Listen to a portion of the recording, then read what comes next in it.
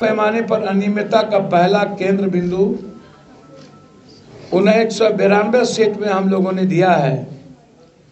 DM साहब जिन मुद्दों को स्वीकार किए हैं 173 सीट ही क्वेश्चन पहुंचा था।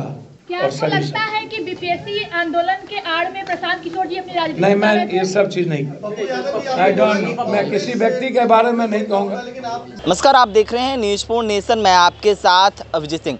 17वीं बीपीएससी को लेकर लगातार पप्पू यादव हैं, बहुत सवाल खड़े कर रहे हैं और जो कहा जाए तो 12 जनवरी को वो बिहार बंद करने का आह्वान किया था और इसी को लेकर आज साफ तौर पर पप्पू यादव हैं, उन्होंने कहा है कि हम लोग बिहार बंद करेंगे। लोगों से अपील भी किए हैं और तमाम पार्टियों को भी निमंत्रण दे रहे हैं कि आप लोग भी आइए और इस बिहार बंद में हम लोगों को साथ दीजिए। और वहीं प्रशांत किशोर पर बरसते हुए दिख रहे हैं पप्पू यादव, और क्या कुछ कर रहे हैं पप्पू यादव, पहले सुनिए उनकी बातों को।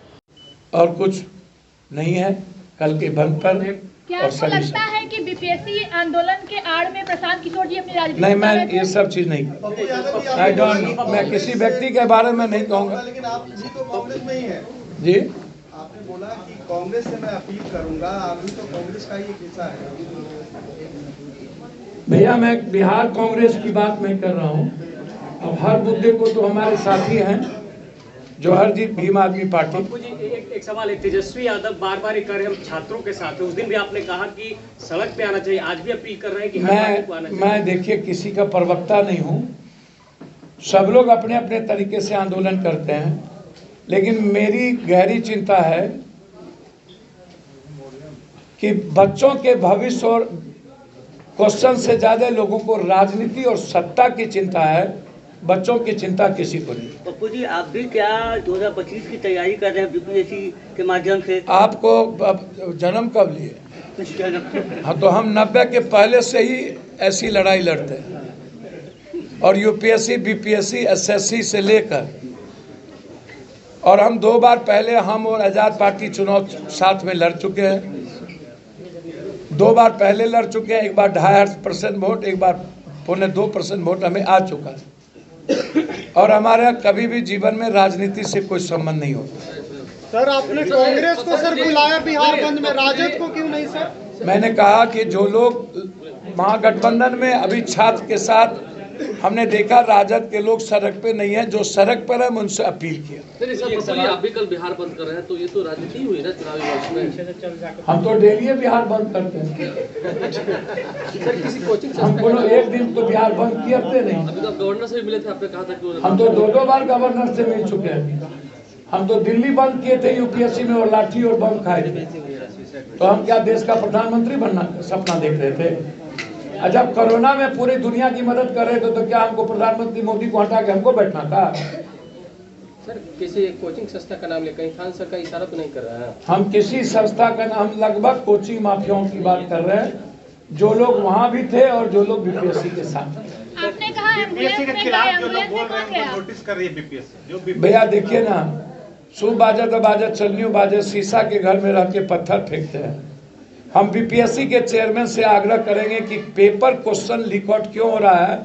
आपके रीजन में 5 बार पेपर क्वेश्चन लीक आउट हुआ, ये बताइए ना कि आप महात्मा गांधी और सुभाष चंद्र बोस हैं कि आपके रीजन में 5 बार पेपर क्वेश्चन लीक आउट हो गया और आप कोई हिम्मत है तो आप इंक्वायरी आप कराइए वर्तमान चीफ जस्टिस के जज से, कहिए कि जज साहब इंक्वायरी करें। और जब तक इंक्वायरी नहीं होता है तब तक आप क्वेश्चन एग्जामिनेशन नहीं लेते। तो दाल में काला तो आप खुद ही कर रहे हैं, और पेपर रिकॉर्ड बिना मनी के प्रैक्टिस के तो हो नहीं रहा है। कौन ले रहा है ये तो आप जानिए, जांच का विषय है। हम तो जांच की बात कर रहे हैं कि सब लोग इन्वॉल्व है इसमें। पप्पू जी, प्रशांत किशोर कह रहे थे कि ये जितने लोग अभी आए हुए हैं, चाहे आप हो चाहे तेजस्वी यादव हो, ये पहले आते, मैं नहीं आता, मुझको तो समझ में नहीं आता। आप किन्हीं के प्रवक्ता बन के आए क्या? नहीं, हमको लग रहा है कि किन्हीं के प्रवक्ता यदि और कुछ खा के आए तो सो बताइए। हम आपकी बात वहाँ तक पहुँचा देंगे, आप बताइए तो पहले। भैया, आप पहले आते ना, 16 दिन बाद कोई एक आदमी आया और जिसने आकर के साजिश रच के पूरा सत्याग्रह को खत्म कर दिया। और हमारी लड़ाई जब डीएम ने थप्पड़ मारा तब सदन में थे हम और चंद्रशेखर जी और बेनीवाल। लेकिन और उसके बाद सुनिए, उसके बाद हम जन्मदिन पर थे, ये 18-16 दिन के बाद ये आए नाटक करने के लिए। गर्दनीबाग गए नहीं, आ गए और ये अगरबत्ती दिखा रहे हैं। अभी भी अस्पताल में नाटक कर रहे हैं लोग, आपको लगता है? भैया हमको तो समझ में नहीं आया, हमको इतना कोरोना में बिना पट्टी के रहे अस्पताल नहीं गए। हम पटना के बाढ़ में हमारा ब्लड इन्फेक्शन हो गया, हम अस्पताल नहीं गए।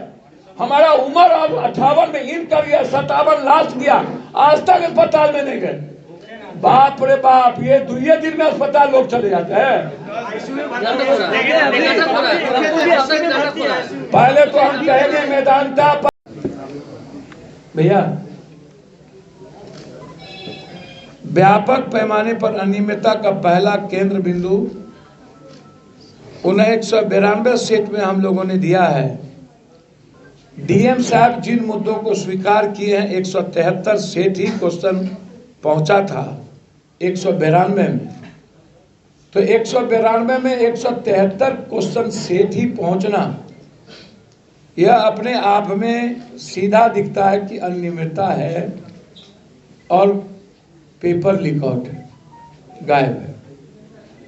दूसरा है एग्जामिनेशन सेंटर पर, जबकि नियम ही नहीं कानून बना है कि जेमर लगना ही लगना है, किसी भी सेंटर पर जेमर नहीं था। ये दूसरा है कि किसी भी कीमत पर क्वेश्चन को प्रभावित करने के लिए, एग्जामिनेशन को प्रभावित करने के लिए जेमर का नहीं लगना। तीसरा है छात्रों के द्वारा उसी दौरान ईओयू को क्वेश्चन भेजा गया, आर्थिक अपराध इकाई, उस पर भी आर्थिक अपराध इकाई ने कार्रवाई नहीं की। चौथा है मात्र एक दिन पहले 5000 छात्रों को सेंटर चेंज गया से करके नवादा कर दिया गया, एक दिन पहले। तो इससे साफ जाहिर होता है कि 5000 बच्चों को ही इनको पास करवाना था। इसी से ये लोग लेन देन किए कुछ बच्चों के साथ। 4 लाख बच्चों की भविष्य की चिंता इनकी नहीं थी। इस तरह हम लोगों ने 150 पेज का मेरे तरफ से पिटीशन फाइल हाई कोर्ट में हुआ है और हमारा आधार बिल्कुल क्लियर है कि ये हर कीमत पर इसकी सुनवाई और बीपीएससी के एग्जाम का कैंसिलेशन। 2 हमने और लिया है, एक बच्चों पर जो छात्रों पर जो केस हुआ है वो भी अलग से फाइल किया है हमने। लाठीचार्ज गलत थी वो भी मैंने फाइल की है, और शिक्षकों को बीपीएससी लीगल नोटिस भेज रहा है, डरा रहा है, हमने ये भी अलग से फाइल किया।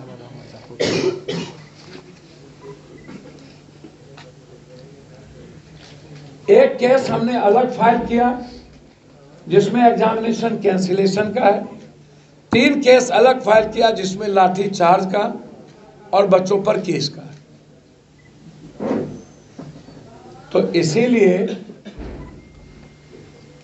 यह प्रोसेस मैंने आपको पहले भी कहा, लाठी चार्ज के बाद जब हुई थी तो मैंने कहा था कि यदि सरकार नहीं मानेगी तो बिहार में हम रेलवे चक्का जाम करेंगे, फिर भी सरकार नहीं मानेगी तो हम बिहार बंद करेंगे, तब भी सरकार नहीं मानेगी तो हम सर्वोच्च न्यायालय तक जाएंगे।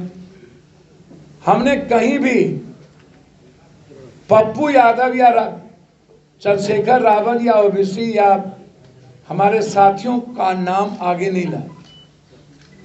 हमारा मुद्दा ही है भविष्य के बच्चों पर की जिंदगी को सेव करना, और आज से नहीं है, ये 90 के पहले के दशक से आज तक है। जिन लोगों को कभी किसी बच्चों के भविष्य की चिंता या आंदोलन नहीं थे, हर नए आंदोलन में नए तरह के बच्चों के जिंदगी को खिलवाड़ करने वाले दलाल टाइप के कुछ लोग आ जाते हैं जिसका एग्जामिनेशन से कोई मतलब नहीं, और वो बिक जाते हैं। मैं हमेशा ये बात कहता हूँ, कहाँ चले गए सभी कोचिंग वाले? वही कोचिंग वाले गर्दनीबाग भी जाते थे, वही कोचिंग वाले बीपीएससी चेयरमैन के पास भी जाते। अब आप हमको बताइए ये बड़ों के बाप कनियों के बाप दोनों कैसे संभल। बीपीएससी वाले भी उन्हीं लोगों को बुलाते थे और उन्हीं से सहमति लेते थे, और गर्दनी बाग में भी वही लोग जाके नाटक करते थे। और जो नए सत्याग्रही बने, मुझे तो आश्चर्य होता है कभी कभी इस बात को लेकर के। जनाब आप लोग सुनिएगा तो आश्चर्य होगा कि 153 धारा में पुलिस कितने मिली हुई है, कितनी गद्दी है बिहार की पुलिस। कहती है बहुत ही। पहला जो केस हुआ था किसी नए सत्याग्रही पर वो था 153 धारा के तहत, वो केस नहीं सटा। तो आपने सुना पूर्णिया से निर्दलीय सांसद पप्पू यादव किस तरह से कहते हुए जा रहे हैं, और वहीं जो जनस्वराज के सूत्रधार प्रशांत किशोर हैं वो बीपीएससी को लेकर आमरण अनशन पर हैं, उसको लेकर भी क्या कुछ कहा आपने सुना। इस तमाम खबर न्यूज़ पर के साथ नमस्कार।